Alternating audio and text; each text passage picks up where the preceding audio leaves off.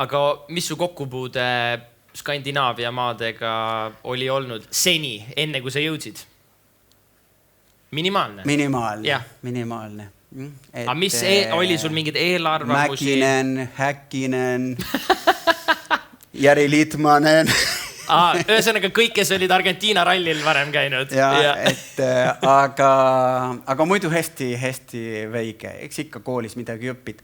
Aga seoses Eestiga, sellega seoses mul on üks huvitav lugu, mille ütleme, moraal võiks olla ära ütle kunagi, ei kunagi.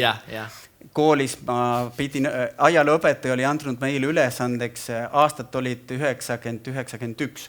Pidime leikama iga päev ajalehest uutiseid, mis oleks seotud Balti riikidega. No, see oli kogu see... Argentiinas? Ja kogu Nõukogude Liidu lagunemise aeg, eks ole. Ja me pidime iga päev ajalehes, internet ei olnud, siis pidi nagu leikama. Reits nagu sarimõrvar. Ma reetsin oma vanust just. Aga no muidugi mina ei teinud seda tegi mu vanaema. Ja sinu eest?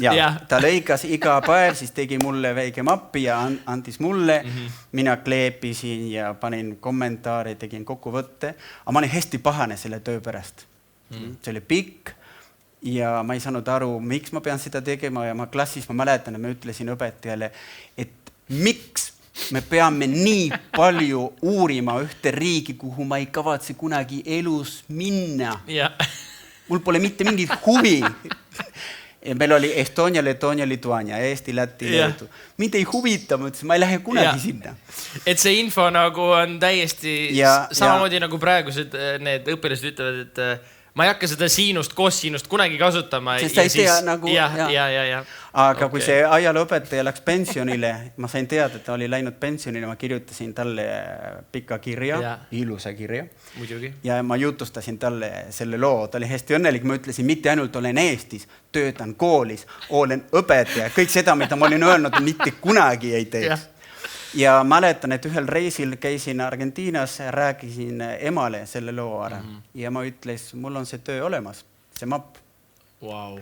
Päriselt jah, siis ta tõi mulle ja see on mul nüüd koolis kabinetis. Nii äge.